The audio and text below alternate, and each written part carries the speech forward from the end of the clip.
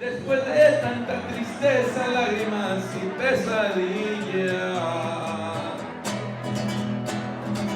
de torrentes que han llegado azotando esa semilla. Mas mi pueblo no se raja y a todo le saca. There's a great fire in a forest, and there's a hummingbird that's going back and forth between a lake and the forest and dropping just one drop of water on the fire. And another bird sees him as he's flying along, and he goes, "What are you doing?" And he says, "Well, this forest is where I live. This forest is everything to me.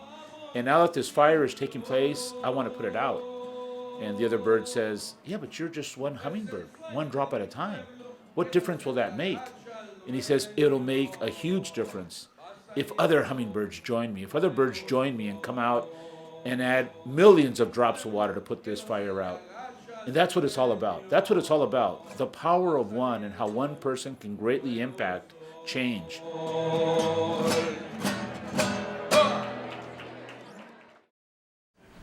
Every day we don't have humane immigration policies, at least 2 people die crossing the US-Mexican border. This year, sadly, is the 20th anniversary of Operation Gatekeeper, which is the wall between San Diego and Tijuana, but not only between San Diego and Tijuana. The 2,000 Mexican-American border from San Diego to Brownsville, Matamoros to Tijuana, a third of that border has a wall. Wherever there's a city, there's a wall. San Diego, Tijuana, Calexico, Mexicali, El Paso, Ciudad Juarez, etc. So when the people are crossing, the only way they can, because there are no visas, they cross through the desert, they cross through the mountains, the canals, and they die. And it's a really, really sad situation. So we're trying to do our best to try to help our fellow man, because all of us are of the same race, the human race. 50 years after the Civil Rights Act, we need a Human Rights Act.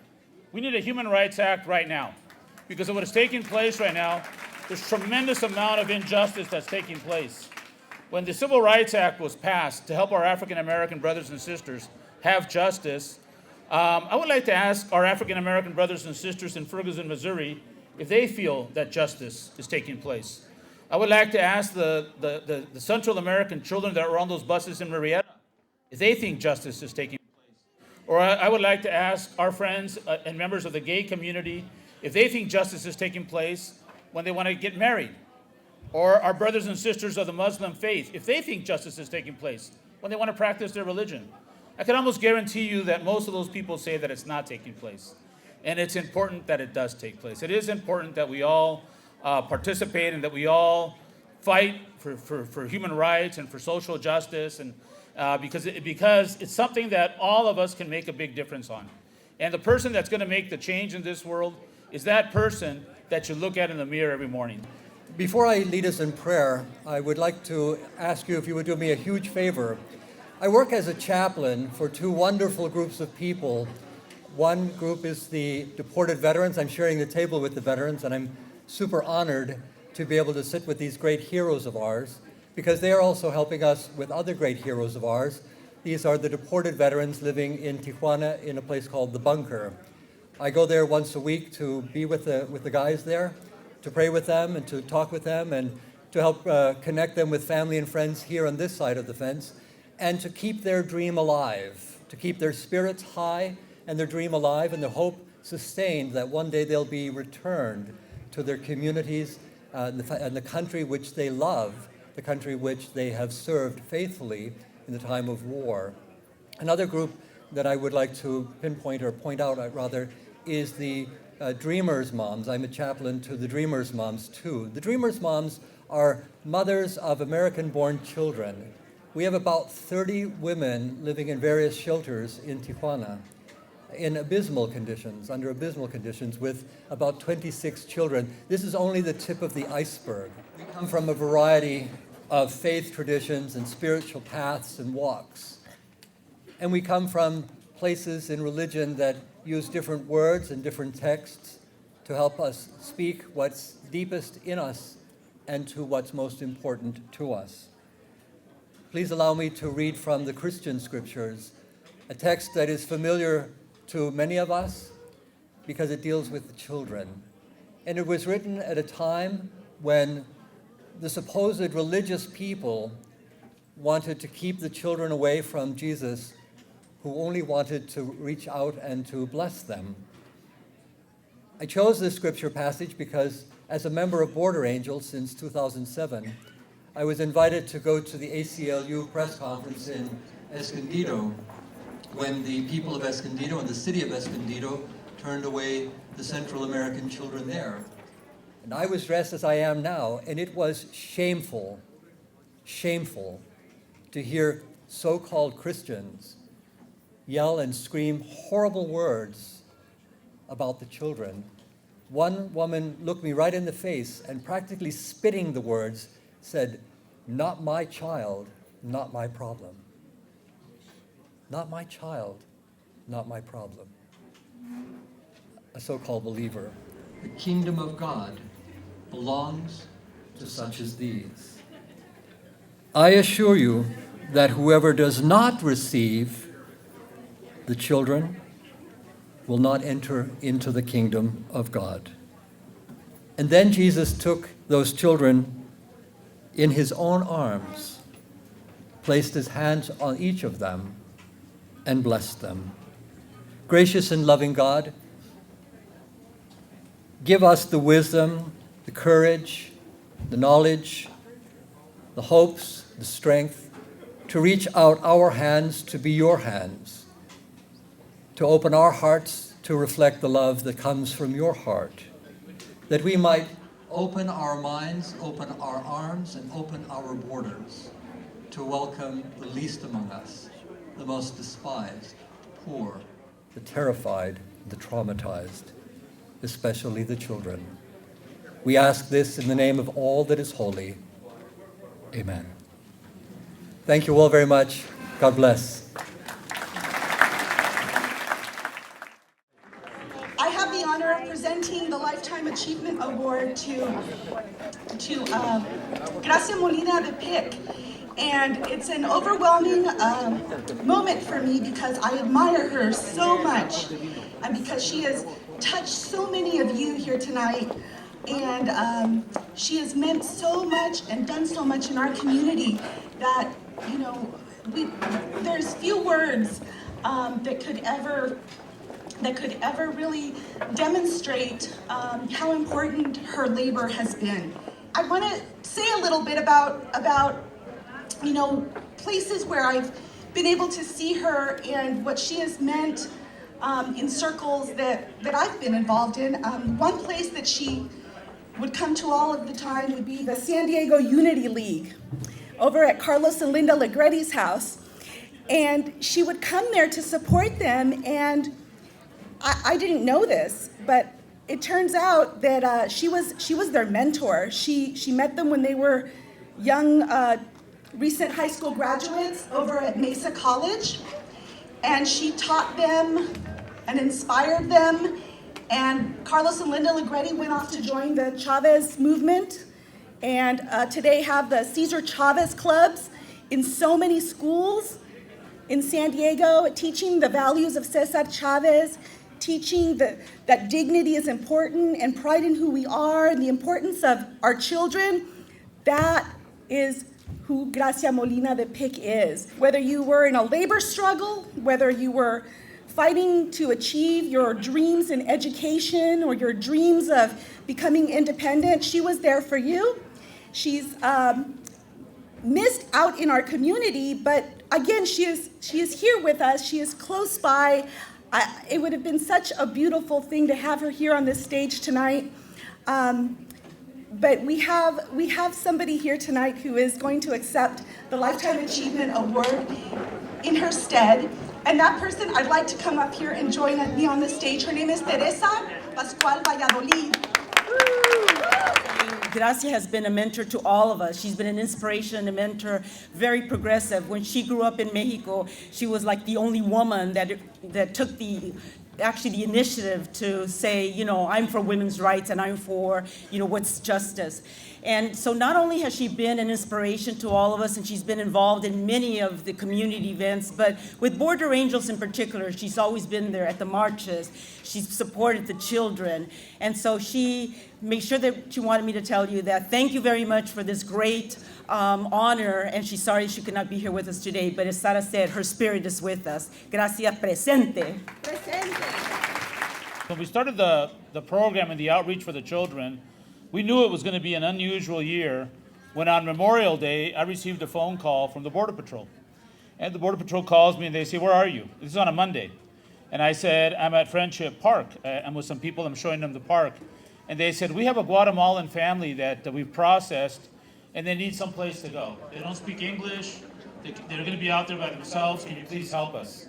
And it's a mother with 2 young children, 5 and 6 years old. And I said, "What can I do?" She goes, "Can you come and get them?" I said, "I'll be right there." So I went over to the offices in Chula Vista and I picked them up, and I needed a place for them to stay. The same type of situation. This is before Marietta. This is before it was on the radar screen. And once again, several families stepped up and said, "I'll do it, I want to help." And it had to be somebody that I trusted, just like with Mark or Nellie and Paul and Judy. Well, this person is somebody that's been with Border Angels for a long, long time, and she quietly took in this family. You might have never have seen her, but she's a tremendous friend and she does a great job. Charlotte Mitchell. Charlotte, thank you very much. It's my pleasure this evening to honor Dr. Cornelius, who has such a long history of working with the community, working, of course, with UCSD, and doing the kind of research that makes such a difference. Because without that research, and without that support, then it's much, much harder for people to respond and to do the right thing. Without the support, without the deep kind of research that's required to really understand what is happening in migration issues, we wouldn't have the kind of information that we do today. So thank you so much for that. Thank you for your teaching as well, because for the young people who have the opportunity to learn from you, to be part of that research, to delve deeply into what's affecting the community and what it is that brings people together, we would not have that support today. I feel very honored to be in the company of so many people who care as deeply about immigrants and about U.S.-Mexican relations as the people in this room. Enrique Morones and I actually go back a long way. We have some important things in common. I know, we look so much alike. First, we're both thorns in the sides of public officials who exploit anti-immigrant sentiment for their own political ends. Second, we share a passionate concern for the welfare and the life prospects of Mexican immigrants and their families. Third, we are educators of somewhat different types. I teach and train college students to do research in immigrant communities.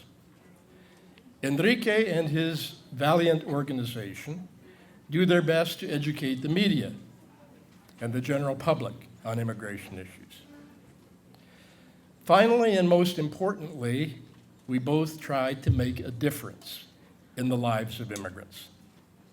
Border Angels does this directly by doing whatever they can to reduce the number of migrants dying at the border throughout the year, and by assisting day laborers in need of food and clothing.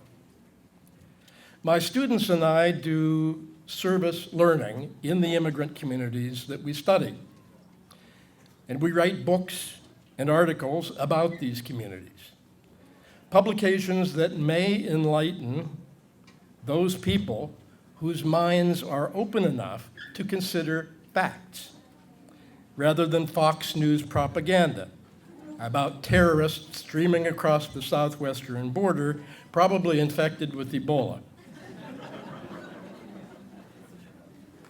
Research, publication, and student training aren't all that much in the great scheme of things. but it's as much as we can do as members of a university that is an appendage of the state of California, an institution where open advocacy by faculty and academic programs isn't sanctioned. I've been in the business of studying Mexican migration to the U.S. for the last 44 years. But I have to say that receiving a lifetime award is a rather sobering thing. It has an air of finality to it. It's the kind of thing that may come your way if you stick around long enough and manage to stay out of jail. But I'm delighted to be part of an event that raises funds for an organization as invaluable as Border Angels. A Enrique Morones y sus colegas les digo, ánimo y adelante. Well, one of the things that the Border Angels does that many of you might not know is every Tuesday we have free immigration attorneys or free immigration consulting in our office. So every Tuesday at 6 p.m., please let your friends know that on Tuesdays at 6 p.m. at our office, we offer free immigration advice. We know there's a lot of people out there that take advantage of our migrant population. We know that most attorneys are very ethical and notary publics as well, but attorneys and notary publics are two different things. And sometimes in our community, the Spanish-speaking community, people try to take advantage of that situation. So we offer that for the people that need the advice here. Well, there's people that need the advice that may have already been deported, right? So they can't come to our office. So on the first Sunday, which is this Sunday, November 2nd, tomorrow, on the first Sunday of each month, we have free immigration attorney services at Friendship Park. So the attorneys are on the U side, on the U.S. side, and the people that need the advice are on the Mexican side. So they end up on the Mexican side, and we have people from Angeles de la Frontera, Border Angels on the Mexican side, kind of coordinate that and line the people up. We had an issue the other day where we had some day laborers that were being harassed by some of the residents in one of the neighborhoods that they live in.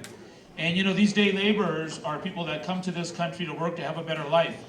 Just like all of our families have done at one time. All of our families have done it. And I was in a conversation with President Obama about a year ago on the phone, and there was about 12 of us on the call. And he said something that has greatly impacted me. And that is, before we were us, we were them. And what he means by that, before we were us, the U.S., but also us as a people, we were them. So we were those day laborers. We were the people living in the shadows. We were the people being discriminated against. It doesn't apply so much to President Obama or to me as it does to the majority of the country, which is of European ancestry still. But to bring that point home, it's very important that we address that and we realize that. And a lot of people like to forget. They don't want to remember that. And it's important that we remember because, as I always say when I'm doing these speaking engagements, there's a guy you all know, and we've heard him. We've heard him. Those people, they only want to speak their own language and wave their own flags. They only want to hang out in their own neighborhoods. If they want to do that, why don't they go back to where they came from? We've heard that. And that was Benjamin Franklin talking about Germans. Benjamin Franklin, a founding father, he was referring to Germans. He didn't want to have the Germanization of this country. In our lifetime, we have never heard there's too many Germans in this country. But there was a time. Too many Italians, too many Irish, too many Polish, too many Chinese. It's gone down the line. It was wrong to say it back then, and it's even more wrong to say it now. When those people came from overseas, from Europe, there was no legal or illegal way to come. People just came. And they came to do the work that nobody else would do. They came to have a better life, just like today's migrants do. Except they had a statue that welcomed them. Give me your poor, your tired, your huddled masses. We have a wall. And the U.S. has a lot to do with the situation that they're in. Whether it's the free trade agreements, which have taken advantage of some of the smaller countries and people, or whether it's the demand for the illegal drugs, that's got to change. That's got to change. This is something that we all need to work on. The person for whom this award is named is Roberto Martinez. Unfortunately, he passed away in 2009 after devoting most of his life to human rights activism and immigration reform. He worked with the American Friends Service Committee Border Program, challenging and fighting the abuses of federal and local officials and he was also a border angel working to save lives in the desert and lobby for humane immigration reform. When I think of Roberto Martinez, I cannot think of a greater example of how one person can make a huge difference. Roberto passed away a few years ago, a true icon on human rights along the border, and his influence has touched so many people. He's affected me greatly with the formation of Border Angels back in 1986.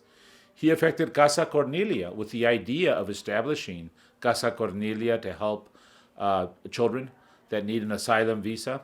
He's helped bring the issue of the deaths along the border by his quiet, warrior-like spirit on the border and talking to the world about these deaths that are taking place because that horrific wall that sadly was built in 1994, this being the 20th anniversary of Operation Gatekeeper. David Valladolid has carried on the spirit of Roberto's work as he has supported human rights here in Mexico and in the United States.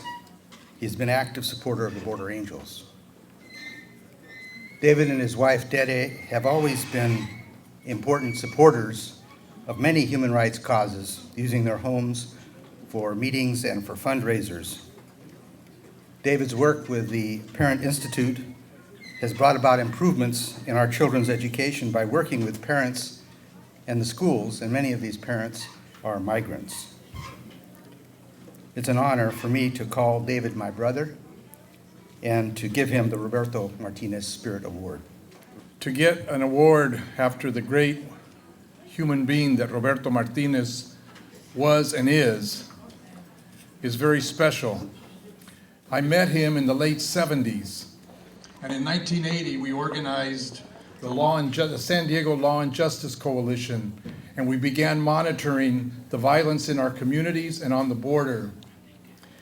In 1986, when a 12-year-old child from Tijuana was killed on the border for throwing a rock at a border patrol agent, we organized a march in San Isidro. And a couple days before the march, I was informed that the police were revoking our permit to march. And I informed the police that we were going to march. It would be nonviolent. We would be peaceful. But there was nothing that was going to stop us from marching on that border. And over 2,500 people assembled on that border. And the police came to me and said, okay, we'll let you march. We won't interfere with you, but keep it peaceful. And we said, that's always been our plan. And we marched around San Isidro and the border into the park there and held our demonstration. And it was 1986 when our nation was celebrating its 200 years anniversary. And we were calling out to our national leaders that it was a total contradiction to treat our brothers and sisters from Mexico in the manner that we were treating them. And that when people ask me, David, where were you born? I go, Mexico. And they go, what part of Mexico? I go, Oxnard. And they go, David, Oxnard's north of LA. I said, I'm 6th generation Californian. I didn't cross the border, it crossed me.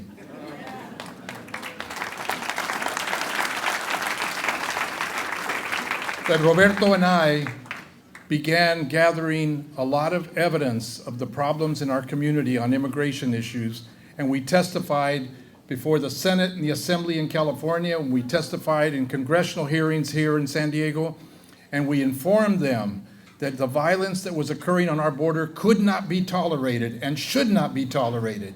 And I certainly agree with my brother Enrique, because I called out several national leaders in our nation, and I expressed to them that it is time for a second march on Washington. And it's a human rights march that ought to be organized across our nation, where we could gather millions of people into Washington, D.C. to tell our Congress and our administrators and our president that an immigration policy must be passed, it must be comprehensive, and we must take the 11 to 12, 13 million people who live in the shadows out of the shadows.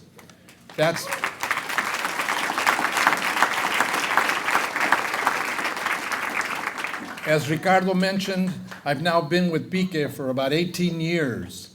And PIQUE is an organization that is now reaching its 600,000 parent graduate in California We have 11 regional offices working in 36 counties. We teach our classes in 16 languages, but about 75% in Spanish.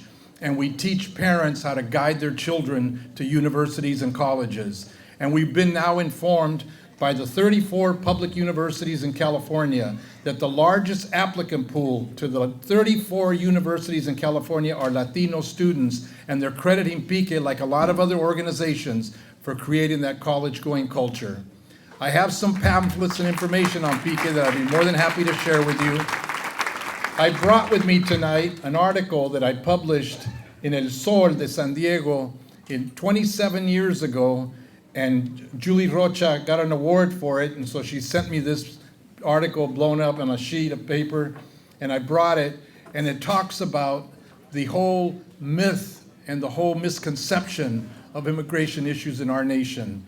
And so again, I want to thank Border Angels. I want to thank all of you for coming out to this incredible event to support the important work that Border Angels is doing. And so, adelante, Border Angels. Gracias.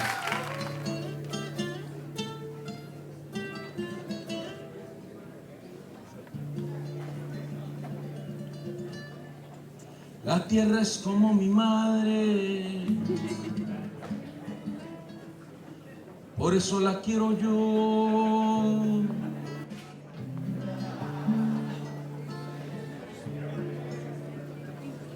Le canto desde la selva. It was wonderful to have a huge turnout once again of volunteers to help us and support us, because the way that we can go on doing our work of helping our migrant brothers and sisters is by getting the donations necessary to do our work. And the dinner is our biggest fundraiser of the year. We're very grateful that we were able to have a successful event. And we're excited about this year because even though we've had a very difficult situation with the refugee children from Central America, where we saw the worst of the American spirit in Murrieta, we've also seen the best of the American spirit, where we held a press conference here the next day, and we received over 50 tons of donations from the San Diego Tijuana community. We have hosted over 100 families in this region, and we know that the work that we and others have done will pay dividends, as we have been in direct contact with President Obama and the White House about passing executive action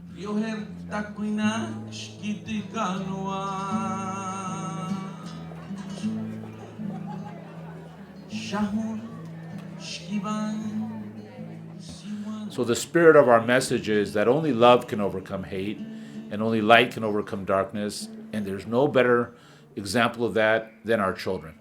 These children belong to all of us. A society is judged on how we treat our children, and we're going to continue to love and welcome these children from all over the world here with the Border Angels and in this very important San Diego-Tijuana region. Y no un solo país, porque la indígena la sembró y la une con su raíz.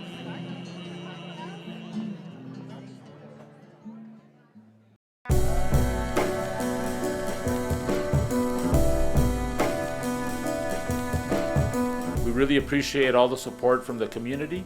We continue to need your support. For more information, please check out our website, www.borderangels.org, or give us a call at 619-269-7865.